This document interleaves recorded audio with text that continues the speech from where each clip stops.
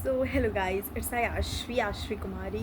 बहुत दिनों बाद मैं ये वीडियो अपलोड कर रही हूँ because of articleship Hunt and बहुत सारी प्रॉब्लम्स हो रही थी आर्टिकलशिप लेने में। Now my articleship Hunt is over, so I am here.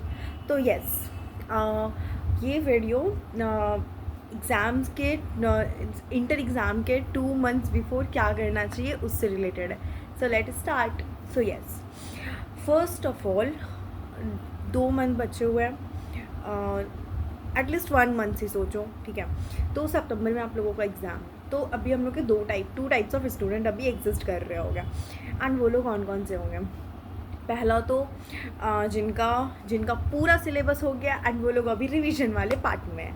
Second कौन हो गया? सेकंड वो हो गए जिनका पूरा सिलेबस भी अच्छे से कंप्लीट नहीं हुआ है। तो पहले उनके बारे में बात करते हैं जिनका सिलेबस अभी तक कंप्लीट नहीं हुआ है। तो उन लोग को क्या करना है? तो यस, फर्स्ट ऑफ ऑल जिनका सिलेबस कंप्लीट नहीं हुआ है, पहले इतना कर लो कि आपका 80% ऑफ सिलेबस तक कंप्लीट हो जाने चाहिए।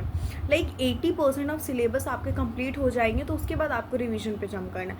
अब 80% तक अगर आपका सिलेबस कंप्लीट हो जाता है तो आपको अगस्त में क्या करना है? एंड अगर आप देखो, एक तो पूरा करो कि जुलाई तक आपका एंड जुलाई तक 80% तक सिलेबस कंप्लीट हो जाता है। फिर अगस्त में कंप्लीट करने के लिए मत बैठना सिलेबस। अगर 80% भी सिलेबस कंप्लीट है तो उसको अगस्त में रिवीजन करना rather than completing the whole syllabus, because complete करने के चक्कर में फिर रिवीजन नहीं कर पाओगे, फिर वहाँ पे लिख ही नहीं पाओगे ना एग्ज़ाम्स में।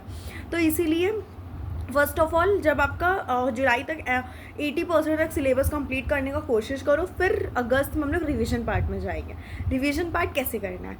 सो रिवीजन पार्ट आप लोग को ऐसे करना है कि अगर आप रिवीजन कर रहे हो, first of all for accounts for example, आपको रिवीजन ABC एनालिसिस पे करना है। ABC एनालिसिस पे कैसे? तो ABC एनालिसिस पे कैसे होगा? फॉर एग्जाम्पल अकाउंट्स, हम लोगों का मॉड्यूल 3 बहुत इंपॉर्टेंट है। लाइक उससे हम लोगों के आते ही आते हैं, मतलब उससे हम लोग बोलते हैं एमलगमेशन से, कंसोलिडेशन से, ब्रांच अकाउंटिंग से, हर चैप्टर से आपके क्वेश्चन आने ही आने। Module 3 covers a major part in the inter examination.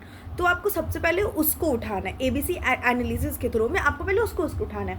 उसमें आपको अच्छे से ये प्रैक्टिस करना है। अब प्रैक्टिस कैसे करना है? आपके पास ज़्यादा टाइम नहीं है। अब आपके पास ज़्यादा टाइम नहीं है तो आप पूरा हर क्वेश्चन मत करो। All question is not mandatory to practise. बहुत सारे क्वेश्चन ऑडिट मारो, ऑडिट करो, कुछ एडजस्टमेंट अलग हो गए, उसको भी एक बार बस लिख के देखो। इतना कर लो कि तुम मतलब स्टेप मार्किंग तो मतलब उठा लो एक क्वेश्चन में। फॉर एग्जांपल अमेलगमेशन में आपसे आंसर नहीं आ रहा है, रियलाइजेशन अकाउंट बन जा रहा है, पार्टनर्स कैपिटल अकाउंट आपसे नहीं बन रहा है, इट्स ओके, बिकॉज वहाँ पे आपको स्टेप मार्किंग मिलेगा, तो इट इज़ ओके। तो आपको ऑडिट भी करना है एंड साथ ही साथ कुछ क्वेश्चंस प्रैक्टिस कर लो एंड कुछ जो एडजस्टमेंट बहुत ज़्यादा नहीं हुआ उसको एक बार हाथ से लिख के देख लो, ठीक है। तो ABC एनालिसिस के थ्रू जाना है। पहले मॉड्यूल 3 करो, फिर AS जो बहुत ज़्यादा इंपॉर्टेंट है उसको करो। एंड मेरा मानो तो हर AS का बस ओवरव्यू एक बार ले लो, बिकॉज वो MCQ करने में हेल्प करेगा। अब आपके पास ज़्यादा टाइम नहीं है तो रिविजन ऐसे करना है। ABC एनालिसिस है। फॉर एग्जाम्पल लॉ, अब लॉ में अब सब के सब सेक्शन करने जाओगे तो इट्स मतलब बहुत ज़्यादा मतलब टाइम वेस्ट नहीं है, but it will be time taking for you. तो इंस्टेड ऑफ मतलब पूरे चैप्टर्स करो, बट उसके अंदर के टॉपिक्स उड़ाओ। कैसे उड़ाओ? हर section is not mandatory, for sure हर section is not mandatory, believe me, because for example बहुत ज़्यादा इंपॉर्टेंट सेक्शंस होते हैं जिससे क्वेश्चन आते ही आते हैं। मतलब उससे आने ही है क्वेश्चन आपके। For example section 52 security premium account, issue of bonus share, section 62 and फिर सेक्शन 42 प्राइवेट प्लेसमेंट, ये सब जो है ना, CSR का सेक्शन 123 समथिंग, तो ये सब सेक्शन आपको बहुत मैंडेटरी होता है। तो आपको पहले वेटेज वाले ABC एनालिसिस, पहले जो बहुत ज़्यादा इंपॉर्टेंट है वो सब सेक्शन को याद करो, वो सब सेक्शन करो, तो उसके बाद वो सब सेक्शन में जाओ जो उतना इंपॉर्टेंट नहीं है। फॉर एग्जाम्पल एक मतलब जो एकदम बहुत इंपॉर्टेंट नहीं है, एंड जो हम लोगों का एक होता है ना मॉड्यूल में सेक्शन तो लिखा रहता है, उसके अंदर एक बॉक्स भी बना रहता है, वो बॉक्स को हो सका तो छोड़ो तो मत ही। अगर आपके पास टाइम है तो करो, बट अगर नहीं है तो उससे क्वेश्चन नहीं आते हैं ज़्यादा। मैं मतलब वो पूरा का पूरा बॉक्स छोड़ के गई हूँ, उससे क्वेश्चंस नहीं आते हैं। तो आप तो आप ज़्यादा सेक्शन पे वेटेज दो, जो ज़्यादा सेक्शन इंपॉर्टेंट है, मैंडेटरीज है, ABC एनालिसिस पे करेंगे हम लोग, ठीक है। थर्ड आ जाते हैं टैक्सेशन GST। टैक्सेशन GST में बताती हूँ, टैक्सेशन में लोग कहते हैं PGP 5 हेड ऑफ इनकम कर लो, आप पास हो जाओगे टैक्सेशन के भरोसे। But from my personal point of view मुझे लगता है 5 हेड ऑफ इनकम को ज़्यादा वेटेज मत दो, हम नहीं बोल रहे मत दो, बट दो, उसको इतना पढ़ लो, उसको इतना एक बार उसका मतलब इतने इतने क्वेश्चन एक बार देख लो कि आप मतलब जब आप मतलब क्वेश्चन नंबर 1 टोटल इनकम करो, तो वो आपका स्टेप मार्किंग के भरोसे मार्क्स उठ जाए, क्योंकि I am not a topper, I am an average student, मुझे पता है। तो जब मेरे को पता है ये बात, मुझे पता है कि अभी जो हम बना रहे हैं यहाँ पे मेरे से क्वेश्चन का आंसर पूरा टोटल इनकम तक नहीं आ पा रहा है, तो एग्जाम में मेरे से घंटा आएगा, मेरे से एग्जाम में नहीं आएगा टोटल इनकम तक पूरा आंसर। तो उसको इतना बना लो कि आप स्टेप मार्किंग उठा लो। फॉर एग्जाम्पल डिडक्शन का 4-5 सेक्शन दे देता है, उससे आप मार्क्स उठा लो। PGBP का अच्छे सेक्शन, फॉर एग्जांपल डेप्रिसिएशन का लगा देता है सेक्शन 32, उसका मेथड देख लो कैसे कैसे उसको बनाते हैं। फिर जो पर्सपेक्टिव इनकम है उसको भी कर लो, उससे बना देते हैं प्रैक्टिस क्वेश्चन में। तो ऐसे चीज़ें देख लो कि हाँ आपका हाथ वहाँ पे चल जाए, आप स्टेप मार्किंग उठा लो अभी, क्योंकि प्रैक्टिस करने जाओगे 5 हेड ऑफ इनकम, आप वहाँ पे भी जाके फिर आपको पूरा आंसर लास्ट में 15 पे 15 आप नहीं ला सकते हो उसमें, तो आपको उसमें स्टेप मार्किंग उठाने। तो उसके लिए आपको क्या करना होगा, 5 हेड ऑफ इनकम को अच्छे से बस मेथड आपको याद करना होगा और उसका कॉन्सेप्ट आपको लेना होगा, आप उससे स्टेप मार्किंग के भरोसे मार्क्स उठा सकते हो। और मेरे को जहाँ तक लगता है आप वो तो कर लोगे 5 head of income. Apart from 5 heads of income, यहाँ पे जो फाइल रिटर्न ऑफ इनकम होता है, TDS होता है, फिर return of file, TDS and मतलब 5 हेड ऑफ इनकम में से एक क्वेश्चन आता है सेपरेट, और मतलब TDS डिडक्शन कर लो, डिडक्शन से भी आते हैं क्वेश्चन, TDS से भी आते हैं, रिटर्न ऑफ फाइल, ये सबको मैंडेटरली करो, क्योंकि ये सबसे क्वेश्चन आने ही आने हैं, फॉर श्योर इससे क्वेश्चन आने हैं। तो ये सबको करो कि इससे आप मार्क्स उठा लो, और ये सब में क्वेश्चन रिपीट होते हैं। रिटर्न ऑफ इनकम में हर सेक्शन से क्वेश्चन एक ही बनेगा, सेक्शन 139, सेक्शन 139, 1-2 ऐसे करके उससे एक क्वेश्चन बने, तो आपको याद ही करने, तो आप कर सकते हो। डिडक्शन बहुत सारे, बट उसमें से कोई मैंडेटरी डिडक्शन होते हैं जो आते ही आते, तो वो सबको याद कर लो। TDS कर लो। फिर 5 हेड ऑफ इनकम में वर्धमान सर बहुत ज़्यादा लगाते हैं कि हाँ इस पिछले बार अगर कैपिटल गेन से आ गया तो इस बार आपका हाउस प्रॉपर्टी से आएगा, तो आप वो भी कर सकते हो कि कैपिटल गेन से आ चुका तो हाउस प्रॉपर्टी को थोड़ा ज़्यादा, जितने भी क्वेश्चन है सबको ऑडिट कर लो या सबको देख लो कि आपको वहाँ पे जाके स्टेप मार्किंग तो आप उठा ही लो, ठीक है। एंड GST में भी यही सेम करना है, ABC एनालिसिस, जिससे मतलब क्वेश्चंस आने ही आने, उसको पहले करो, उसका कॉन्सेप्ट पूरा लो, उसका कुछ क्वेश्चन प्रैक्टिस करो कि वहाँ पे जाके आपका हाथ पूरा चल जाए, स्टेप मार्किंग आप उठा लो। तो ऐसे पढ़ाई करना है, ठीक है। फिर आ जाओ कॉस्ट में। कॉस्ट सेम, मतलब अकाउंटिंग के अकाउंट्स में जैसे बताया मैंने, वैसे ही कॉस्ट में करना है कि क्वेश्चन प्रैक्टिस करो, जो ज़्यादा इंपॉर्टेंट लग रहा है वो करो, क्योंकि अब सब क्वेश्चन प्रैक्टिस करने जाओगे पूरा 2010 से लेके 2025 तक का क्वेश्चन तो नहीं हो सकता, बिकॉज अब अगस्त आने चला। तो आप कंसाइज वे में करो, मॉड्यूल्स ही कर लो, एटलीस्ट मॉड्यूल्स के भी क्वेश्चन रिपीट होते हैं, मॉड्यूल से भी क्वेश्चन आते हैं, बिलीव मी, मॉड्यूल से क्वेश्चन बहुत आता है। ऐसा नहीं आप मॉड्यूल्स नहीं करोगे तो आप पास ही नहीं हो सकते, मॉड्यूल से भी पास हो सकते हो। और सबसे अच्छा तो मैं बताती हूँ ना, कॉस्ट और FMSM के लिए booster batch Namit Arora sir का अच्छे से कर लेना, उससे तो पास पक्का कर जाओ, क्योंकि उसी से क्वेश्चन आते हैं, ऑलमोस्ट उसी से क्वेश्चन होते हैं, वो कर लोगे चल जाएगा। अमित शर्मा सर भी MFM में वो बहुत ज़्यादा तुक्का लगाते हैं कि हाँ इससे आ जाएगा, इससे आ जाएगा, इससे केस स्टडी बनेगा, उससे केस स्टडी, हम लोग के भी टाइम में बना था जनवरी में, ठीक है। तो वो सबसे मतलब देखो, ठीक है, ABC एनालिसिस से करना है। लाइक फॉर एग्जाम्पल कॉस्ट में कॉस्ट अकाउंटिंग सिस्टम, उससे क्वेश्चन आने ही आने हैं, तो वो आप मत छोड़ो, उसको पक्का करके जाओ। एंड वो बहुत इजी भी है, आप कर लोगे उसको। मटेरियल कॉस्टिंग, फिर और भी बहुत सारे ऐसे चैप्टर, कहाँ ये कॉस्ट शीट से क्वेश्चन आने ही आने हैं। तो ऐसे पढ़ाई करो, पहले वो सबको करो जिसका ज़्यादा वेटेज है, उसका हर क्वेश्चन को एटलीस्ट ऑडिट कर लो कि अगर वही क्वेश्चन सेम उठ के आ रहा है, पूरा मत बनाओ, पूरा आपको एकदम वहाँ पे झंडा काट के नहीं आना कि पूरा नीचे तक आंसर सेम आ जाए। एटलीस्ट इतना कर लो कि आप उसमें स्टेप मार्किंग उठा लो, क्योंकि स्टेप मार्किंग से भी पास होते हैं, हम खुद स्टेप मार्किंग से पास हुए, हम आपको RTP दिखा सकते हैं। तो यस, स्टेप मार्किंग से ऐसा कर लो कि आप मतलब स्टेप मार्किंग उठा लो, ठीक है। अब ऑडिट में आ जाते हैं। ऑडिट में पर्सनली मैं खुद मतलब बहुत ज़्यादा रफली पढ़ी हूँ, तो फालतू तो कुछ नहीं बोलूँगी हाँ ये कर लो वो कर, क्योंकि उसमें मेरा पर्सनल एक्सपीरियंस नहीं है, फालतू कुछ पर्सनल बोल दूँगी, बट हाँ मैं इतना बोलूँगी, मैं शुभम केशवानी सर को फॉलो की थी एंड उनका बुक इतना कंसाइज है, क्वेश्चन उसी से आए थे, मतलब हर क्वेश्चन उसका। तो अब आप देखो मैं क्या की थी ना, शुभम केशवानी सर की बुक में क्वेश्चन बहुत ज़्यादा, मतलब नहीं सॉरी, समरी बुक जो था वो खुद ऑलरेडी समराइज है, जो बुक है हम लोग का मॉड्यूल से उससे वो खुद समराइज है।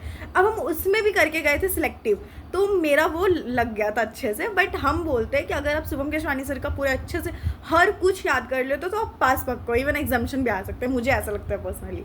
तो यस, मैंने शुभम केशवानी सर को करा था। आप जिसका भी कर रहे हो वो आपको बताएंगे कि ये सेक्शन बहुत इंपॉर्टेंट होता है, ये सॉरी ये ऐसे आपके बहुत इंपॉर्टेंट होंगे, तो आप वो सब ऐसे को ज़्यादा इंपॉर्टेंट देना, वो सब ऐसे को याद करना, ठीक है। एंड मुझे तो ऐसा नहीं लगता कि जिसका अभी तक सिलेबस 80% भी 80% तक हुआ है तो वो बोध देगा, बट स्टिल मैं बता रही हूँ दे भी सकते, 80% भी करके बोध का सब पास होते हैं, मैं भी हुई हूँ अपार्ट फ्रॉम जोक्स। तो ऑडिट ऐसे करना है। FMSM में सेम वैसे ही जैसे कॉस्टिंग में बोलना, FM का बूस्टर बैच अच्छे से कर लेना, फिर अपना मतलब प्रैक्टिस कर लेना ABC एनालिसिस, लाइक उसमें आपका टाइप्स ऑफ फाइनेंसिंग से रेशियो एनालिसिस से क्वेश्चन आता ही आता है। फॉर एग्जांपल आपका इन्वेस्टमेंट डिसीजन और वर्किंग कैपिटल मैनेजमेंट, उसमें आपको दोनों में आपको दोनों नहीं हो पा रहे, संभल नहीं पा रहे, तो क्या करो, इन्वेस्टमेंट डिसीजन का एटलीस्ट मॉड्यूल का क्वेश्चन सब के सब समझ लेना, नहीं होगा रट लेना, इतना कर लेना कि आप वहाँ पे जाके स्टेप मार्किंग उठा लो, ठीक है। हम बहुत बिलीव करते हैं स्टेप मार्किंग वहाँ पे लिख लो, अच्छे से कर लो, ठीक है। और इन्वेस्टमेंट डिसीजन का वो कर लेना। वर्किंग कैपिटल मैनेजमेंट में यूनिट वाइज है, इन्वेंट्री मैनेजमेंट, कैश मैनेजमेंट, उसका भी कोई यूनिट कर लेना। कैसे करना मैं बताती हूँ कि आप मॉड्यूल के क्वेश्चन भी करोगे एंड साथ ही साथ देखना जो पिछले बार आ चुका है उससे आपका केस स्टडीज़ पर बन सकता है। हाँ, जो 80% सिलेबस, इसमें मैं ये भी बता देती हूँ कि जो 80% सिलेबस ABC एनालिसिस, मेरा कहना है कि हर चैप्टर मत छोड़ के जाना, ठीक है। और जो एकदम ही छोड़ के जा रहा है उसको पूरा ही छोड़ देना, अब उसमें फिर दिमाग ही मत लगाना। For example working capital management का क्लासेस देख चुके हैं तो उसको एक बार रिवीजन में डालना है, एटलीस्ट ऑडिट ही करने के लिए डालना, बट डालना ऑडिट करने के लिए भी, क्योंकि वर्किंग कैपिटल में एक बार आप क्लासेस देख चुके हो तो आप मॉड्यूल का तो क्वेश्चन अच्छे से एक बार देख ही सकते हो ना, याद नहीं करना, कॉन्सेप्ट तो देख ही सकते हो, लिख ही सकते हो, स्टेप मार्किंग निकाल ही सकते हो, तो वैसे करना है, ठीक है। और SM, और मुझे जहाँ तक लगता है पर्सनली FMSM में आप SM में पास, SM अच्छे से कर लेना, एटलीस्ट चैप्टर 1 to 4 बहुत अच्छे से कर लेना। उसमें तो बहुत कंसाइजर, बहुत छोटा है। अमित शर्मा सर का PDF पड़ा हुआ है, उसको कर लो, बहुत अच्छा है उनका PDF। एंड SM अगर चैप्टर 5 छोड़ना होगा तो छोड़ देना, वैसा कुछ मैंडेटरी नहीं है चैप्टर 5, बिकॉज मैंने भी छोड़ा एंड मैं तो पर्सनली FM से पास की हूँ, मैं तो पढ़ी ही नहीं थी SM। तो ये हो गया वो लोगों के लिए जिनका सिलेबस 80% भी अच्छे से नहीं हुआ था कंप्लीट। अपार्ट फ्रॉम दिस ये लोगों का अब देखते हैं जिनका सब कुछ कंप्लीट हुआ है, वो खुद अभी रिवीजन कर रहे हैं, बट मैं भी थोड़ा सा लेक्चर दे देती हूँ। यस, तो आपको क्या करना है, आपको तो रिवीजन चल रहा है, आप MTP में जाओगे अगस्त में, राइट। बट अगस्त में जो MTP में जाओगे, MTP में आपको क्या करना है, सब क्या बोलते हैं ना कि लास्ट में MTP दो, जब आपका रिवीजन हो जाता है, सब आपका सिलेबस हो जाता है, सब आपको चैप्टर्स हो जाता है, तब MTP दो। बट मुझे ऐसा लगता है आपको MTP पहले दे देना चाहिए। जैसे आता है ना MTP 2 आता है, जैसे आपका MTP आता है ना, आप वैसे बैठ जाओ और MTP दे दो, क्योंकि एक बार आपका जितना पढ़ा हुआ है ना उसको रात में बस फटाफट रिवाइज़ करो और MTP दे दो। और कैसे तो बताती हूँ, ब्रांच में जब MTP होता है तो वो MTP जो होता है उसमें एक दिन का गैप नहीं होता है, आपको एकदम रेगुलरली देना होता है, ठीक है। रेगुलरली आपको मतलब फॉर एग्जांपल 12 से 16 6 पेपर है, 12 13 14 15 16 17 6 दिन में वो लोग निकाल देते हैं ब्रांच में ले लेके MTP, वहाँ पे एक दिन का गैप नहीं होता। आपको भी ऐसे ही देना है, अगर आप प्रॉपर एकदम पढ़ाई की हो, चैप्टर्स हो गया है, सिलेबस हो गया है, अब आपको बस MTP देना है, तो जिस दिन MTP वो करवा रहे आपको उसी दिन से लेके एकदम कंटिन्यूसली वो 6 दिन उसी के लिए निकालो। एंड वो उसके लिए मतलब जैसे वो MTP निकाल रहे वैसे दे देना, ये नहीं कि MTP जब निकाल रहे फिर उसके बाद हम देंगे MTP बहुत दिन बाद, मतलब बहुत दिन बाद नहीं, 26 अगस्त से देंगे 2 सितंबर तक, फिर रिवीजन करेंगे, नहीं बिल्कुल भी नहीं। मैं पर्सनली बता रही हूँ, मेरा दोस्त भी ऐसे किया, इसलिए मैं बता रही हूँ, पर्सनल एक्सपीरियंस है मेरा नहीं है, मेरा दोस्त का भी है, उसने मुझे बोला था यही करो एंड मैंने भी यही करा था। तो मैं बताती हूँ उसमें क्या करना है। आपको जैसे एमटीपी आता है वैसे 6 दिन उसके लिए निकालो, जितना आता है, जितना याद किया, जितना रिवाइज़ किया, रात भर में रिवाइज़ करो, याद करो, जैसे करना है करो। और एक दिन थोड़ी होता है, आप अगर आ रहे हो 2 से 5 दे के 7 बजे तक आप अगर लेते भी हो ब्रेक, तो 7 बजे के बाद से तो आप पूरा रिवाइज़ कर सकते हो ना, 7 बजे से लेके 1 बजे तक। तो वो जितना होता है रिवाइज़ मारो, उतने ही के बेस पे पेपर दो, उतने ही के बेस में पेपर दो, हर दिन पेपर दो। फिर वो पेपर खुद से इवैल्यूएट करो, खुद से चेक करो, आंसर तो आ जाता है, आप खुद से भी कर सकते हो आप कितना सही बना, कितना पानी में। उससे आपको पहले ही पता चल जाएगा कहाँ लैग कर रहे हो और आपको कहाँ सही करना है, क्योंकि एकदम लास्ट में दोगे ना पेपर, तो आपके पास बस 10 दिन बचा, आप 10 दिन में कुछ उखाड़ नहीं लोगे, 10 दिन में अपने आप को आप इम्प्रूव नहीं कर लोगे। बट अगर MTP1 पहले आया है, MTP2 अभी आ रहा है, तो आप अभी दे दो, ताकि आप अपने आप को देख पाओ कि आप कहाँ लैग कर रहे हो और कौन से सब्जेक्ट में आपको ज़्यादा प्रॉब्लम हो रहा है, कौन से सब्जेक्ट में आप लैग कर रहे हो। और जिसका एकदम ही सिलेबस हो गया तो MTP तो बच्चा एकदम देना ही देना है, क्योंकि MTP दोगे तो एक भी MTP तो पक्का देना। क्यों? क्योंकि MTP देने से आपका टाइम मैनेजमेंट होता है। टाइम मैनेजमेंट कैसे होता है? फॉर एग्जांपल मैंने भी दिया था एक MTP दी हूँ मैं, अकाउंट्स का सबने पेपर बोला था that time, January was my attempt both group का। तो उस time everyone is like that बहुत हार्ड टफ पेपर है अकाउंट्स का paper. It was very tough that time for the many peoples, okay, but for me I think not about the tough. They said that it was so lengthiest. Why it was feel so lengthiest? बताओ क्यों? मैं बताती हूँ। मुझे लेंदी इसलिए नहीं लगा क्योंकि मैंने टाइम मैनेजमेंट में MTP एक दे के गई थी, तो मुझे वो लेंदी नहीं लग रहा था, मुझे लग रहा था वो प्रॉपर अच्छे है, ठीक है, 3 घंटे के हिसाब से, क्योंकि मैं टाइम मैनेजमेंट पहले एक बार करके गई, मैं एक बार पेपर लिख के गई हूँ। अब आप एकदम बिना पेपर डायरेक्ट देते हो ना जाने, और एकदम वहाँ पे लेंदी पेपर आ जाता है ना, तो वो ईजी होते हुए आपको छूट जाएगा पेपर। और अगर आप 100 नंबर में ना 60 नंबर का करके जा रहे हो और उसमें आप चाह रहे हो आपको 50 आ जाए, बिकॉज 40 नहीं लाना है आपको, 50 एटलीस्ट लेके आना है हर सब्जेक्ट में, बिकॉज आपको एग्रीगेट भी बनाना है। तो आप 40 के लिए मत पढ़ो, आपको पढ़ना है तो 50 के लिए पढ़ो, ठीक है। तो आपको एटलीस्ट 50 भी लाना है, तो एटलीस्ट आपको 100 में तो 80 तक तो पेपर सॉल्व करके आना है भाई, क्योंकि अगर 80 तक भी नहीं सॉल्व करके आओगे तो 50 कहाँ से आएगा। हाँ, 60 भी करके आते हैं बंदे तो आ जाते हैं, क्योंकि उन लोग सही करके आते हैं, बट मैं अपने पॉइंट ऑफ व्यू से बता रही हूँ। तो ऐसे करना है, ठीक है। टाइम मैनेजमेंट के लिए MTP देना है तो देना है, क्रक्स ये है, ठीक है। एंड जिन लोगों का सिलेबस हो चुका है वो लोग रिवीजन बहुत अच्छे से करो, जुलाई तक इतना अच्छे से रिवीजन कर लो, इतने अच्छे से रिवीजन कर लो कि जब आप MTP में देने बैठो। और एक बात और, जब आप MTP दे दोगे ना 6 दिन कंटिन्यूसली, तो जो आप एग्ज़ाम के टाइम पे 11 तारीख से जो दोगे ना, उस टाइम आपको वो जो एक दिन है ना, वो आपको बहुत ज़्यादा लगेगा। आपको लगेगा कि भाई हम तो एक बार रिवीजन कर लिए, अब फिर से उसको सेकंड रिवीजन कर रहे हैं। मेरे साथ यही हुआ था ऑडिट में ना, मैंने मतलब एक बार रिवाइज़ किया, वो मेरा गलती था। एंड मैं ये भी बता देती हूँ, एग्ज़ाम से आने के बाद पढ़ लेना, रात में 2-3 चैप्टर भी कंप्लीट करके सोना, बट सोना, प्लीज़ सोना। I am requesting to you all of you कि 2-3 चैप्टर तो एटलीस्ट करके सोना, ठीक है, क्योंकि अगर आप 2-3 चैप्टर करके सोते हो तो आपको दूसरे दिन रिलीफ मिलता है। मैंने ऑडिट में क्या करा था, रात में मतलब मैं मतलब कोई भी सब्जेक्ट में एग्ज़ाम से आके नहीं, मैं पढ़ती ही नहीं थी, फिर मैं सुबह से स्टार्ट करती थी, बट ये मेरा बहुत ज़्यादा गलत था, इसलिए मैं बता रही हूँ कि आप लोग पढ़ना।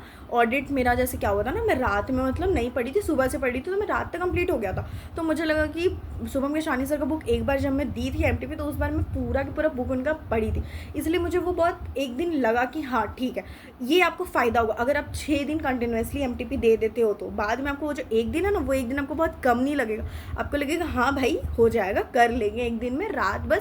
बस ये आप लोग याद रखना कि आपको एग्ज़ाम के आगे एग्ज़ाम मतलब जैसे देखे आओगे वैसे आपको पढ़ लेना है, 1-2 चैप्टर एटलीस्ट ख़त्म कर लेना, ठीक है। I am requesting to all of you. And ये वीडियो बहुत ज़्यादा बड़ा हो गया, सो सॉरी, बट मुझे ये सब बोलना था क्योंकि आप लोगों के एग्ज़ाम आ रहे। And please if you like it, please share, subscribe and like and comment in the comment section. Bye.